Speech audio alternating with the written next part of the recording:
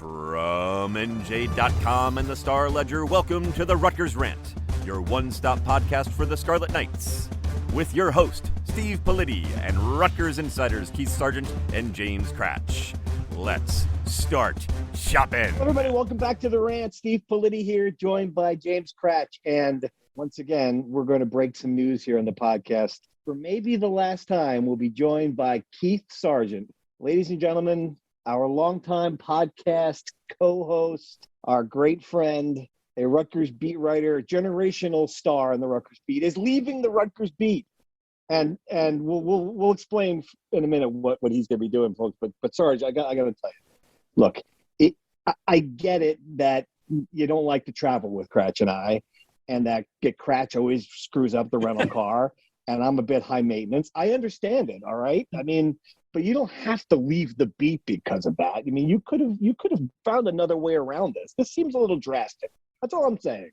It's a little drastic. Yeah, I mean, you nailed it. I mean, it's basically after all these years. I mean, it got to the point where I'm like, I just don't know if I could break in a new beat reporter, beat partner. It was first Dan Duggan and then Ryan Dunleavy, and now Cratch, and now Cratch is suddenly better than I am, and I don't think I could take it anymore.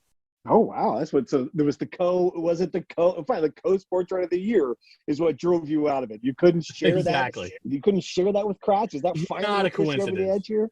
Clearly not a coincidence that we still both think it's got the rental car situation. All right, so tell the audience what you're doing now. I understand that it's good news for poorly behaving Rutgers coaches, but bad news for poorly behaving Trenton politicians. What's your new gig going to be here? It's going to be, well, it's technically an investigative reporter position. So I guess I'll dabble a little bit in Rutgers, but not really. I mean, I'm off the day-to-day stuff. I'm going to be doing, environmental stuff, political stuff, a lot of different, there's going to be a whole range of stories. And it's not unlike right at the beginning of the COVID, the coronavirus pandemic. You were doing it as well. We were both doing a lot of, investigative and human interest and big picture reporting.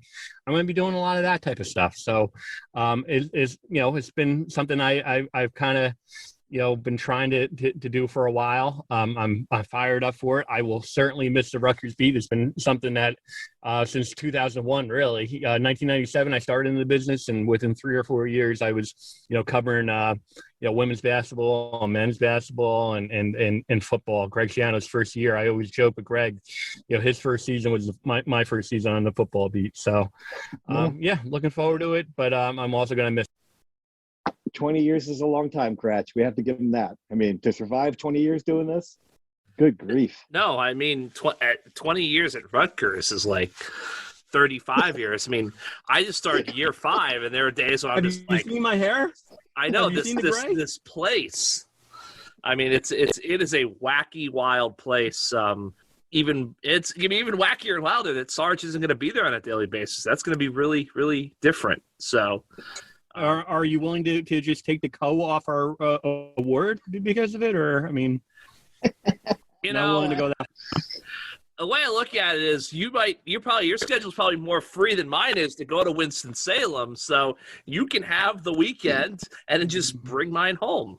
I mean, part of it too. Good compromise. Part of it too is Cratch is getting married in September, as everyone knows. You talked about that a lot, and had we both been on the beat at the same time, I would have had to say no to the wedding invitation, and I didn't want to do that. So this frees me up to be able to do that now. Wait a minute, what weekend is this? Because guy, I've got my save the date card. What do I have to miss the wedding now?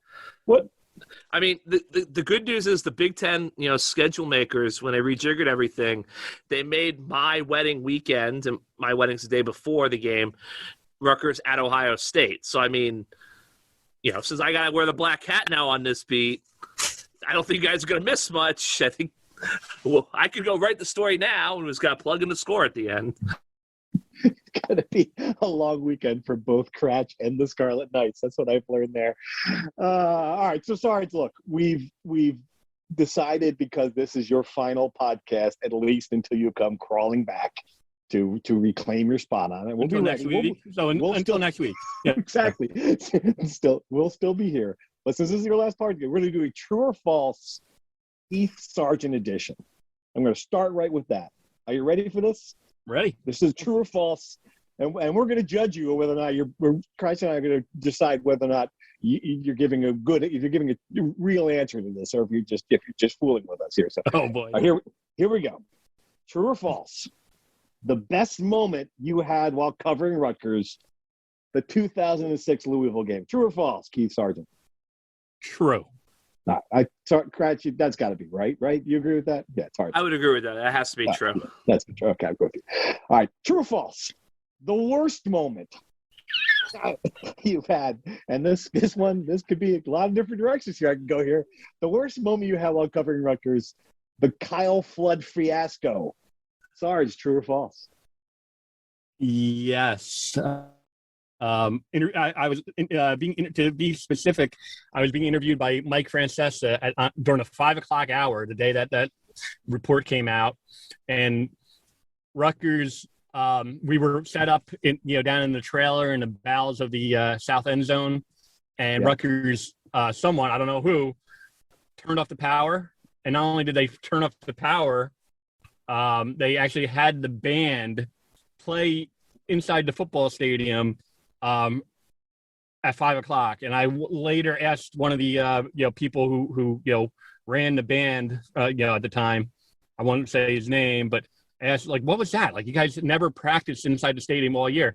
He said, I don't know. He goes, around 1:30, they called and said, change your plans. We need you to go inside the stadium to practice today. So, so you think they sent the band one in? moment, that might have been it. That might have been it. I don't remember that. They sent the band in just to They did, and the timing, because at 1:30, right around that time is when Francesa, I think, announced, or Brian Monzo, I think the producer, tweeted something out that I was going to be on at 5 o'clock, and lo and behold, they had the band inside the stadium. So that's fantastic. Kratch, you agree that's probably the truth? I was going to say maybe Mike Rice could have been there. I'm a little surprised by that. If I remember correctly, Sarge wasn't. He was sort of half on the beat for Mike Rice. That's true. No, I was. Right. I was. Yeah, I was on the beat. I was, covering football at the time, but not on basketball. I thought you were covering the university at the time. No, I started covering the university right. Our pals at Gannett. Okay. Yep. The other one I would say that I know was really taxing. And we'll get to say, the 2019 coaching search was a wild ride, exhilarating, but that was a long haul. I think we all shared in that misery. Yes, that was miserable, but it wasn't aggressively anti-us, at least. That's a good point. All right, speaking of anti-us, true or false, Sarge, the person who hates you the most from your 20 years of covering Rutgers athletics, Julie Herman, true or false? Ooh. No. Last time I saw her, okay. I was staking out President Barchi's office the morning that she was fired. If you remember, she pulled in at 11:30 for the meeting. Saw us, and within 11 minutes, I think she was fired. Obviously, fired at the meeting, and then 11 minutes later, drove back out and gave me a big wave. So. Okay. Yeah, just I remember it was, I've texted her once or twice. I don't think that we're going to be going smoking cigars in Louisville or anything like that. But I think we left on quasi. To answer your question, I don't know. I don't know who hates me the most. There are certainly people who hate me. I'm not dismissing that. I'm not saying that Julie and I are going to go to bet on the Kentucky Derby or anything. But I don't know. I think hate might be too strong of a word. Okay. All right. That's fair. That's sure. I agree with that, Kratch. I think you're probably telling the truth there. I agree. Yeah. All right. True or false, your favorite all-time athlete while covering Rutgers? Eric LeGrand, true or false? Oh, wow. So many. That's so hard. Post, certainly, I love E. Covering him at the time, Quincy Doobie comes to mind. No, interesting. Okay. Todd Frazier comes to mind. Kevin Malice, another guy who I struck a really good relationship with. I wrote a big feature on his brother early on, and he and I hit it off. A lot of guys, even on this most recent team, Tyshawn Fogg. There's a bunch of guys, so many guys to name. But certainly Eric LeGrand. I mean, I can. The easy answer would be him and his coffee. By the way, holy moly! I mean, I had a cup this morning. I cannot recommend it enough. Addicted. Did you sign an NIL deal when you left? That's why I'm leaving. Let's be honest. I'm leaving to actually run one of his coffee stores. Good. All right. I think that's a fair answer, Cratch. It seems obvious. I would agree with that. Yes. True or false? Here's a tough one for you. Ready? Your favorite co-beat partner while covering Rutgers, Ryan Dunleavy. True or false? Just say it's Dunleavy. Is it true or false? No, the answer is easy. It's not anyone. It's Paul Franklin. I mean, how can you not say Paul Franklin? He's sitting right there on the call with you, Sarge. Oh, I mean, I love Cratch, but Cratch would be offended. He would have jumped through if I would have said Dunleavy. But even Cratch wouldn't argue. Paul Franklin is like universally beloved. No, I actually, when I honestly, Politi told me that we were going to do this, and he was like, "Oh, we're going to ask him Duggan, Dunleavy, Cratch," and I knew immediately it's going to be Paul Franklin, and it has to be Paul Franklin. I'll tell you, real quick, I'll give you a great Paul Franklin story. He was, we were at the Region 5 wrestling, and he was covering Region 5 for like the Trenton Times or something, and the semifinals ended, and he goes, "Let's go interview the kids," and I'm like, "Well, but it's I don't interview kids at the semifinals," and he's like, "Well, they're happy that they made the state tournament now. They might be sad if they lose later on, but it's the same difference." And I was like, that's 30-something years of experience. Go get the quotes from the happy kids, and when they lose 12-0 to the really good kid in the region final, I still have a quote, and I'm not talking to a crying kid. So Paul Franklin, I'm with that. There are probably 10 stories. We could devote an entire podcast to Paul Franklin. I'll give you one great one. There was a media day in like 2009 range. Paul Franklin showed up late to it, and as we're going, I think one of the media relations guys, and don't worry about it, we have lunch set up back in the media trailer, right? So the media trailer was basically, it's a current tennis house. It's located in the parking lot of the Hale Center. So Paul goes again late, going back. He doesn't follow like the parade of sports writers to the buffet line.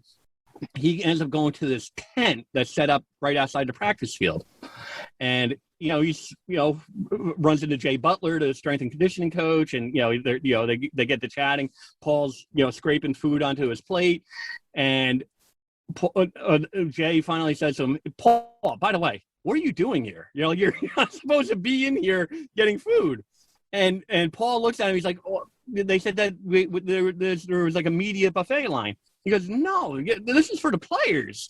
Paul was so embarrassed, he meekly scraped the rice peel off back into the dish and left. And didn't even take the food. So there's a lot of Paul Franklin stories, but that one, just the image of him meekly putting the food back when Jay Butler called him on it. That's one of my favorites. Right. And finally, I'll answer this one for you. True or false, your favorite columnist while covering Rutgers? Paul Franklin was a columnist as well. So. God. Jeez, it's going to be an upgrade. The new guy's going to be an upgrade.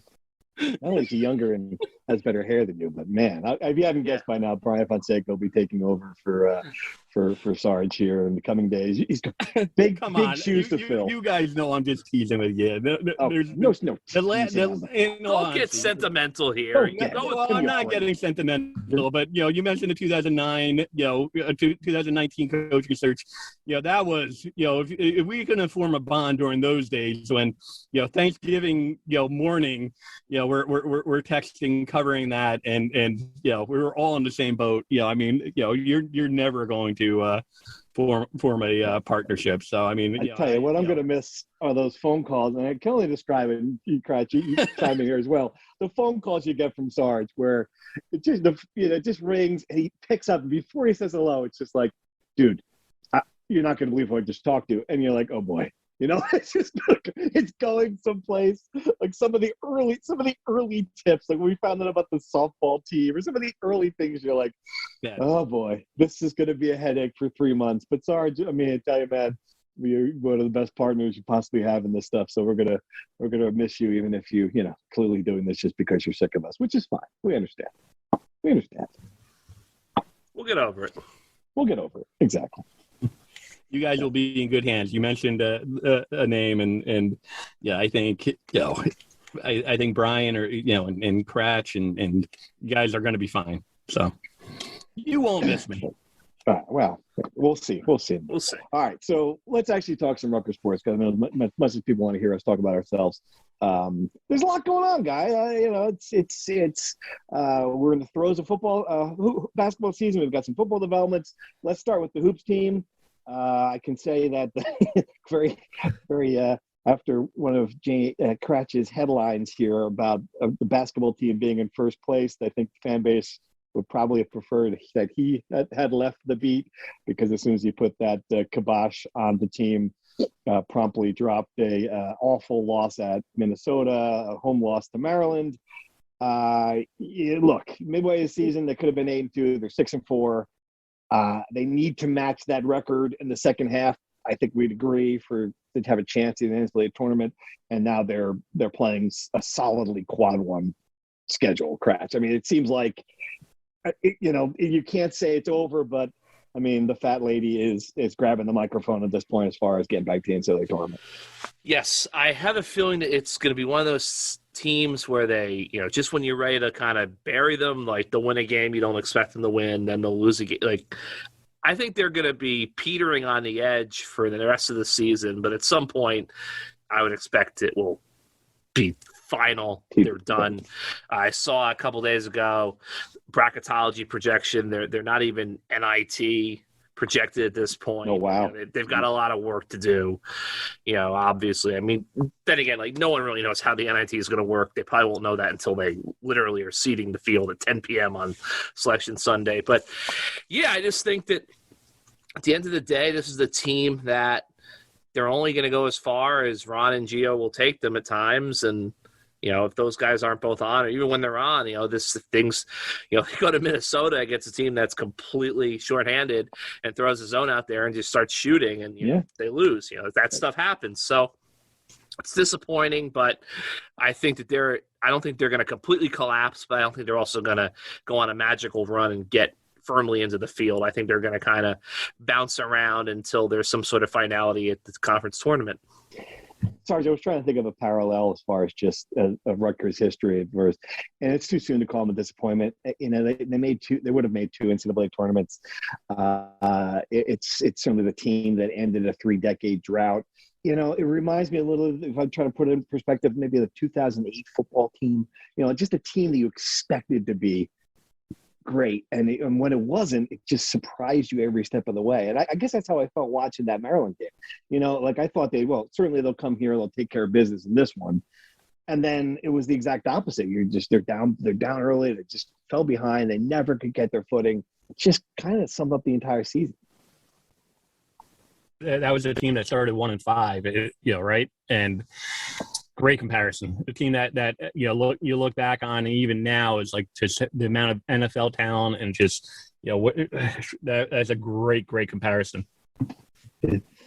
Yeah, and it just ended because that team rallied and made it close at the end, but it was too late. So So here's what I'll say, okay? And this is all due respect to like Fonseca, who has buried him, and Cratch has buried him. I don't want. That's the one thing. Like if Cratch ever says like Sarge is like leading the race for anything, don't look now. But like I'm just gonna stop doing what I'm doing, because that he is like the ultimate jinx when it comes to this type of stuff. So. Whoa, that's not fair. Undefeated at the rack. We it's on the record. We got the tapes. So Powering Inferno 2020. Here's what I'll say again. True. this is a team that has already proven that they could beat. I don't know if Purdue is going to ultimately be like the team. They were number one at the time, obviously, but they've proven they could be an upper echelon Big Ten team. So this could be the type of team, and we've seen these types of teams that they just play down to the competition and they can get up for big games. So they need to be more consistent. There's no denying that. But anyone who's saying that like they can't go to the NCAA tournament with the path, like you said, like if they were to win, 6 or 7 games the rest of the way, they're going to the NCAA tournament. They're going to be in a good position to go to the NCAA tournament again. So they play at Northwestern. Write them up out. I mean, look at the schedule. I get it. But again, did they beat Purdue? Have they shown that they're capable of beating upper echelon Big Ten teams? They have. So I mean, to write them off on January 31st, it's just a little premature.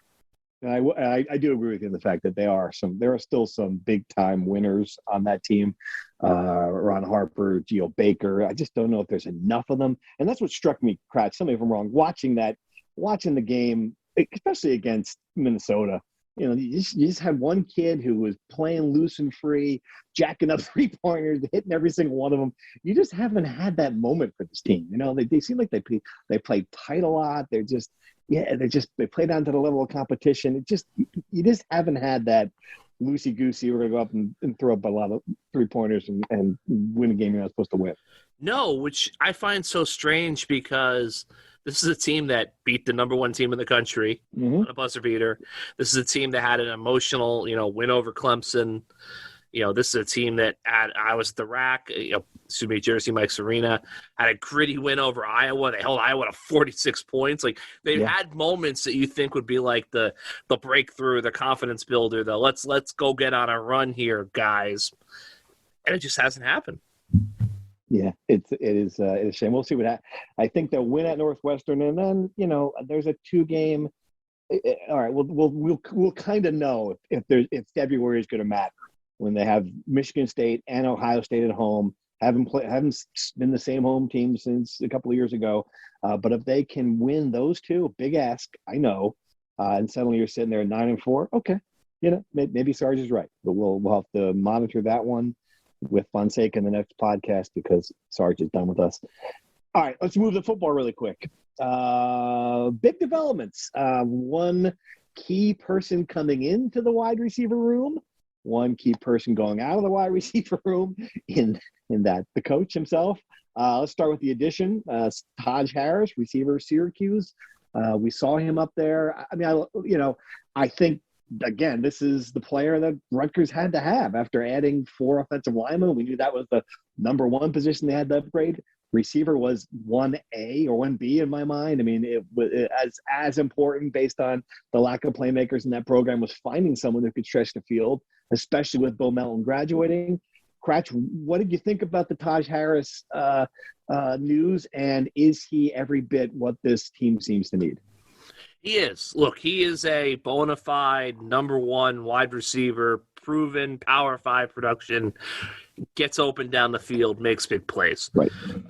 Big pickup for them. I think Sean Ryan from West Virginia, the other wide receiver transfer, is obviously a guy who can really help them, but he's not like a number one go-to receiver. He's more a guy I think is going to be best as a number 2, a possession guy.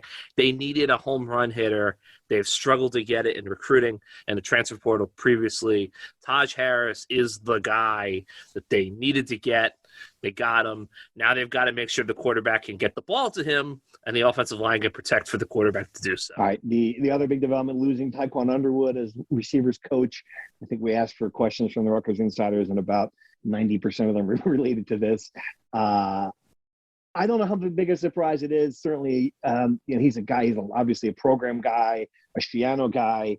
At the same token, if you look at it objectively, wide receivers, a lot of young wide receivers on that team have not developed as maybe expected. He's been a good recruiter, perhaps not a great recruiter. I'm trying to look at it both ways here. Sarge, do you think this is just an instance of where, young assistant coaches got to go out and be in new programs? Is it the opportunity to get a raise at Pittsburgh? I mean, what would you say would be your theory as to why they're losing Underwood? From the Taekwon perspective, I don't think it's that big of a surprise. I mean, he the coaches don't really, assistant coaches at least don't, they at this point, they don't really stay for, that long. If you had the opportunity to go to, a program that played in that won the ACC championship, that has a bona fide, stud, wide receiver to help make him look good, put on his resume, then I don't see, why that was all that shocking. From a Rutgers perspective, yeah. He was he's a Rutgers product, started at Rutgers as a wide receiver. But I think, we talked about this before as far as the coaching staff. I mean, it was unique a year ago when he brought back the entire coaching staff. We knew changes coming.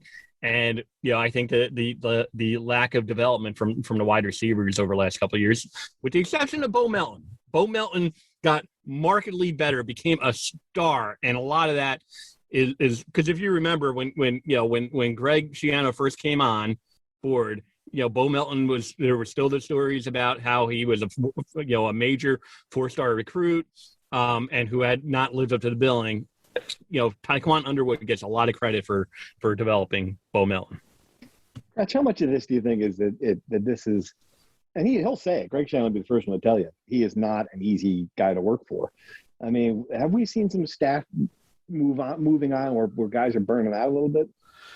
I think that there's probably some of that natural, want to go do something different. I mean, also from the Taekwon perspective, I don't, know the exact contract details. He was paid well at Rutgers. He wasn't one of the highest paid guys on staff, so he's probably getting a raise. And look, he's going to an ACC championship program, and the best receiver in the country is in his room now.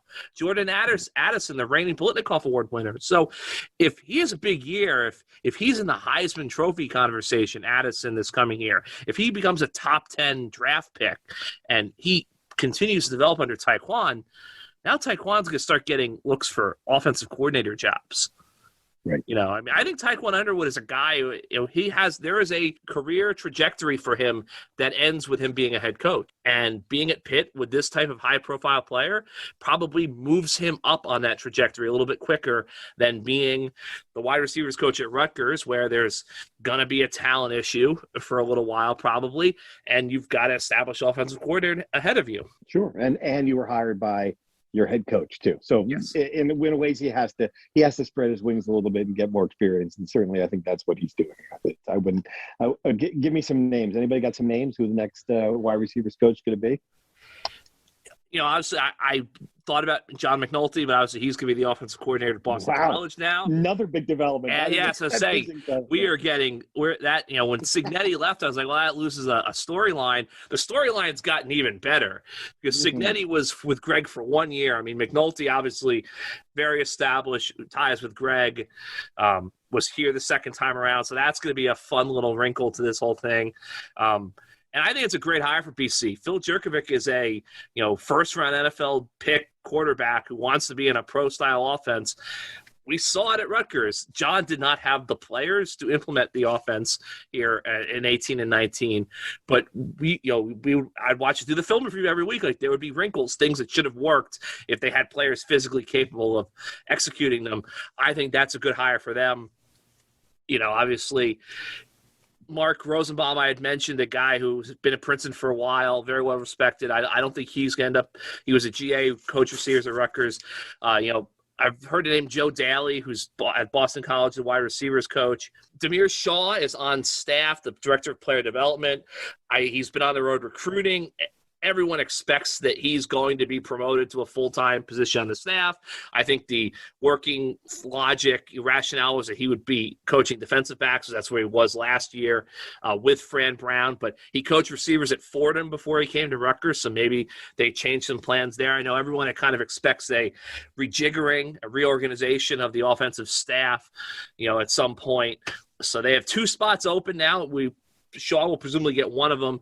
They'll make an outside hire. So I think it's entirely possible they could, rearrange the positioning on the offensive staff, and they're not going to necessarily be hiring a wide receivers coach. They might be hiring a running backs coach or hiring somewhere else. So it's a big, hiring the best available recruiter as well. That could be possible. Exactly. So all right, interesting doings. We're going to see Greg Schiano in a couple of days for late signing period, signing day, whatever you want to call it. So I'm sure that'll come up and we can ask him these questions. All right, speaking of questions, guys, let's dive into some Rutgers Insider questions.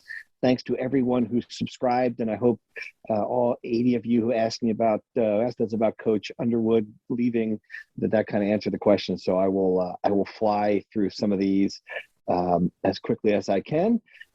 This is a good one. I thought it was interesting, just perspective-wise, to the big picture question. I'm a Schiano guy, but do you feel that there's a definite ceiling to where Schiano can bring Rutgers, and that ceiling is not close to the Big Ten title game? Sarge, interesting perspective. 2 years into this thing, do you agree with that? Do you think the ceiling is not getting? I mean, obviously, the ceiling for anybody might not be getting there. I mean, what do you think about Schiano's ceiling at Rutgers? Look, I get it. Okay, guys. Give this question to the guy who's leaving the beat now. Of course. That way, just burn the bridge. No reason. You don't have to deal with Schiano anymore. Just burn the bridge. I get it. I completely get it.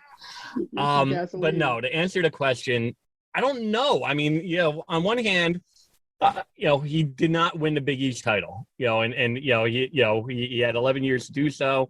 You had to throw away, some of those early years, but when he had the opportunity in 2008, 2007, 2008, 2009 come to mind. He did not win it. So on that, on one hand, you would say, well, is he ever going to be able to get him to contend for a Big Ten title? I don't think so. But again, I've talked about this before. In the history of the Big Ten, 75% of the titles have gone through Michigan and Ohio State. So, right. 12 other teams in the Big Ten would say the same thing, that, the idea of winning the Big Ten title is going to be difficult most years. Right. So I think, the way I look at it is he going to get him back to going to bowl games perennially? Yes, I think absolutely. I've used this comparison before. Michigan State, what they've been able to do, keep on churning, 7-5, 8-4, 9-3 seasons, and then occasionally contend for a Big Ten title. That would be the model. I think, we're going to see, Rutgers going to bowl games year in, year out. And I think, then, if we're talking 10 years from now, then, at some point people might get tired of that too. But for now, I think enjoy the ride. And I think, we're going to see, Rutgers, competing for bowl games for a pretty long stretch. I would say this. I think if you believe Rutgers can win 10 games in a regular season under Greg Schiano, then you can contend for Big Ten title. That's the way I feel you have to look at it, is that for a school like Rutgers, there are a tremendous amount of variables, and it gets so specific as to what's the season look like? What's the rest of the league look like? Like, do you happen to get lucky and have your best team ever when Ohio State and Michigan are both down? That changes the whole thing. I mean, I go back to when I was in school.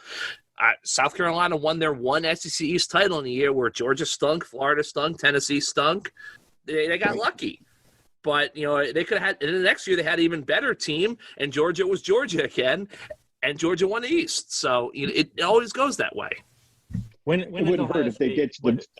When is Ohio State ever going to lose to Rutgers? And that's, I just – Well, I mean, look, they were like – but they've lost to Iowa and Purdue in our lifetime in recent history. And you go back to the Tressel year. I mean, they went 6-6 or 6-7 with Fickle. I mean, it's not unlikely to happen, but if Purdue can beat Ohio State, then it stands to reason that someday Rutgers can too. Getting rid of the divisions, and that was in the news. Yes, but that would certainly help a little bit. I mean, look. I mean, people will say, point to 2005 when the Big East imploded, and that was when Rutgers made their move. When they took advantage of Cincinnati and the lack of Pittsburgh and Syracuse and Boston College and Miami and Virginia Tech, particularly Miami and Virginia Tech were the two juggernauts in the Big East at the time. So Rutgers got a little bit of fortune, some luck being able to take advantage of a Big East that was crumbling. So if you look at this bit of news that there's a possibility getting away from the the four Big Ten East juggernauts on a yearly basis is not going to be a bad thing. I think it's fascinating. I was going to say, divisions for me, great for Rutgers on the field. Off field, I wonder about the unintended consequences of. I can only imagine the Rutgers season ticket office and the post-division area being, all right, guys, let's go sell this home slate of Northwestern, Indiana, Illinois, Maryland, and our big alliance game against Arizona. Yeah, and Wagner and Howard, because now we're playing two FCS schools. That would be tough. You're absolutely right. That's unintended consequences indeed. All right, let's dive into a bunch of basketball questions. This one, Tom from Lawrenceville, kind of, is there anything specific that you see which leads to the basketball team's inconsistency with the need to win? This is a tough stretch coming up. How many games do you think they can win? I mean, I don't know if it would be too, it's just the offense stupid. That would be my answer, Cratch. I don't know if you agree. There's never an easy basket. Like I'm watching that Nebraska game, and you just felt like every trip down the floor was just never an easy basket. Yeah, I think it's that, and I also they're a young team. I know fans there's a lot of young players playing, and I just think we just had a totally different vantage point of this team because of this weird COVID rule.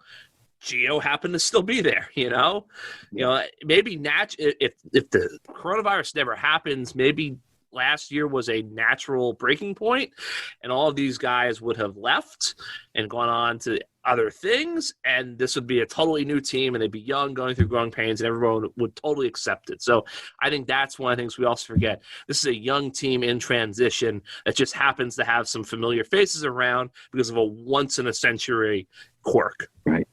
All right, more basketball. Sarge, why don't you take this one? What shakeup do you see with the men's basketball staff, number one? And with the transfer portal being what it is, do you see risk in Jaden Jones leaving if he's not getting playing time? The second part of that, I guess, of course, everyone can leave. But, I guess if I'm looking at the transfer portal, I'm looking at the other direction for this team. They're going to have to bring in a bunch of guys. So. Yeah, transfer portal. I've always made it a practice not to speculate on guys, transferring. But look, in this day of age, none of it surprises me. When a guy, if you want to have a conversation that this guy's going to transfer, I would frown upon it, but I would say none of it surprises me. So, right. But the other part of the question was on Peichel. The basketball staff. Yeah, is he going to shake the staff up? He's never been a shake-up guy. He likes, and he sees value in maintaining. So I don't see, a major shakeup, to be honest with you. He's just never been. He's not going to get any pressure from the AD to make changes. He's not. It's not that level of desperation. So no, I at some point, Knight is probably going to get a job somewhere, but or a head coaching job somewhere. But yeah, I don't see Steve Peichel, forcing him out or anything like that. I was just going to piggyback on what Sarge said. I can't imagine Jeff Capel's got much longer at Pitt. So I think if there's going to be a shakeup, it might be because Brandon Knight gets the Pitt job or something like that. Yeah, right. Yeah. And at that point, I wouldn't mind seeing Peichel hire a Shark. And I know it's against everything that comes into it. But, especially with the way the portal is, if you could get someone who could just be,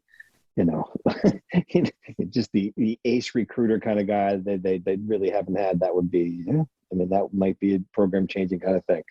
All right. So Todd Lawrence in Little Egg Harbor, nice town, wants to know, how can this basketball team realistically compete with Michigan State, Ohio State, Wisconsin twice, Illinois, and Purdue in February?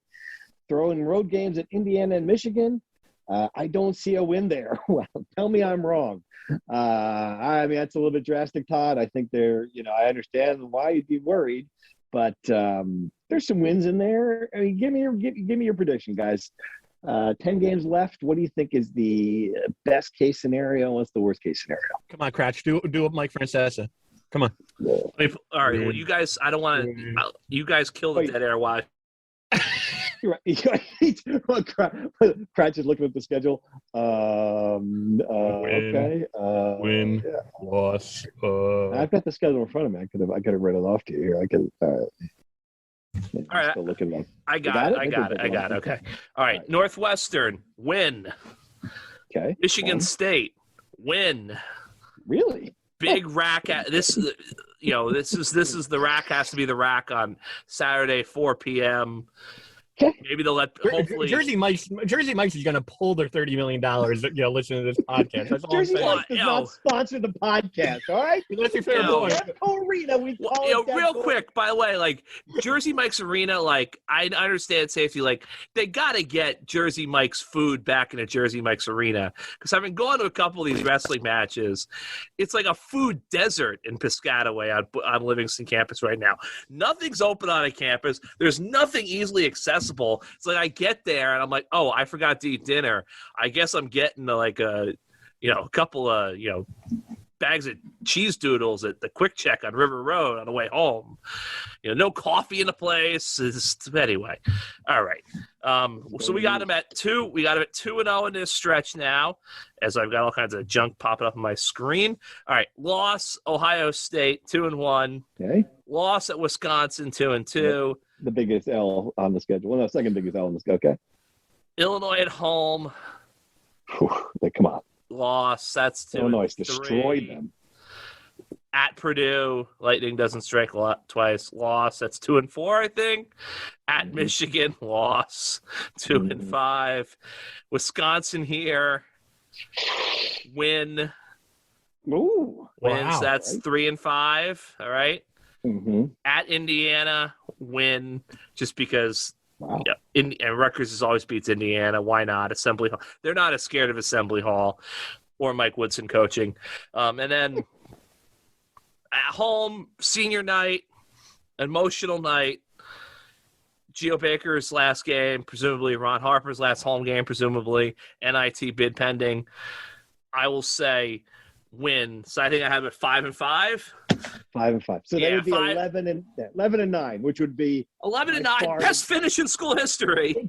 If they just hadn't lost to Lafayette, DePaul, and UMass. We'd be booking selections. Unbelievable. Best finish in Big Ten history. And I think that's their ancient rivals from the Atlantic 10 and the Middle 3 conference. That's pretty optimistic. Which, just. Sarge, you going up over or under? I'm going under.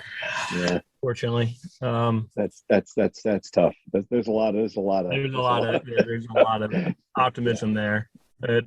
Which is fine. Crash has to continue covering this team, so I could be a little bit more honest. And again, I said 20 minutes ago that Rutgers has proven that they can beat the upper echelon teams, but doing it consistently, I just don't see it. Michigan State, that's going to be a tough one. The splitting with Wisconsin, I don't know about that either. Yeah, they need to claw their way back in the game against Nebraska, which is by far the weakest team in the league. It's tough. It is tough to see that, but hey. That's why they play the games, and they've earned. I will say this: those guys have earned the benefit of the doubt. So let's see how it plays out. All right, thanks everybody for your questions as always. Appreciate it. What else we got here? What we wrestling? We got anything else going on? Women's basketball still can't win. What's the story? Yes, so wrestling. Obviously, I went out to Michigan. That's right. Broke bread with Nick Soriano. Had chat with him for the first time in a few years. How did that go? Well, he's a very intense fellow, as we all knew. He looks really good at 125. He's wrestling really well. I think he's, going to be the favorite, obviously, to win a national title. Really rough weekend for Rutgers. I mean, John Poznanski gets hurt, gets pinned, completely flips a match they had all but won at Michigan State. It was over with. So, but they've had an open week to kind of recuperate, get themselves back under them. 5 straight dual meets to close out the regular season, starting Thursday night, Jersey Mike's Arena, in-state rival Rider. Rider's down this year, but Rutgers Rider is always kind of a hootenanny every time the two teams meet. There's no love lost there. And obviously Sunday, I won't be there. Brian Fonseca will be there for us. I have other engagements to attend to. They're going to wrestle Ohio State at home. Same thing we do a lot of times. They're still searching for that big win over upper echelon Big Ten team in the dual meet. They match up well with Ohio State. They're a clear underdog, but they do match up pretty well with the Buckeyes. So they get lucky if they can steal a bout or two. They've got a shot to upset the Buckeyes. Women's basketball, same old story, struggling there. And I'm going to hopefully write something about her in the coming days and weeks. Osh Brown is, the one kind of reliable part of this women's basketball team. NCAA's active leader in rebounding. She's a double-double threat every night, basically has a double-double every night. She's having a really nice season for a team that's really struggling. Are they going to yank down that other – this is a question we got a bunch of times. Are they going to yank down that other white sheet that's hanging in the rafters? Is that happening soon? Yes, I believe so. I don't know the exact date if it's been finalized, but my understanding is that is a March Madness NCAA tournament themed banner for the women's program that will be unveiled at some point before the season ends. Right. Okay. All right. Sarge, this is it. This is your moment to say your last thoughts here. Why don't you close us out? We can play a little one shining moment for you here. What do you got? One shining moment. No, I think I'm going out on a high note because this past season, there have been years that have been way more eventful from a news perspective, but the majority of stuff was really overwhelmingly positive. And we finally got a chance to see some Big Ten championship, some success, and the bowl experience. Going to the Gator Bowl. I've been to every one of these bowl games since 2005, and that was a real deal. Rutgers wasn't exactly they didn't win the game, but it was a good trip. So I think we're leaving on a good high, and I'm kind of excited. I'm kind of excited to be able to on Saturday afternoons text you guys during while you guys are on a deadline. Oh my God, did you see that? Because I'll be watching. I'm not going to be one of those people who say that I won't watch. I will be watching. So I'll be intrigued to see what you guys come up with, and I'll be as critical as ever of your reporting. He's going to be Kratz. He's going to be one of those guys who texts you with 0.3 seconds left in a tie basketball game. They're like, what happened there? Sarge, you know what we do for a living. You can't answer your text now. No. Well, I'm going to throw Ryan Dunleavy does that, right? I mean, Ryan is the guy who and it is the worst. Yeah. Right. Yeah. It's not good. So I will not do that. I promise. But I will be following. I will be watching. You'll be back, Sarge. Not back full time, but you will eventually resurface, I'm sure. Well, yeah, that's the whole thing. I'm downplaying this because you're going to see my byline affiliate with Rutgers. It's just it's going to be more big picture. Look, if I say I'm going to become an investigative reporter, so if you see me around Rutgers, it might not be a good thing. So I'm not trying to be menacing or anything, but let's just let's be honest. It's been 20 years. We know that there are going to be times that are going to be challenging. So for the most part, I don't think they thought it's a good thing when they see you around Rutgers press, right? I was going to say, Politi and I we'll do the reverse now. This is big scandal in the state. We'll say, hey, Sarge, what's going on? Right, exactly. Yeah. Next time there's saw this thing in Trenton about embezzlement. When I call you at 11 p.m. on election night. How you doing? Yeah, it's gonna be us. It'll be good. All right, gentlemen. Sarge, thanks for everything. Everyone, thanks for your questions, and we'll be back in a couple weeks here with some more basketball news and with some young blood on this podcast. Much needed young blood on this podcast. Thanks for listening. Thank you for listening to the Rutgers Rant. to participate in the conversation and receive live updates about the Scarlet Knights directly to your phone. Sign up at NJ.com/insider.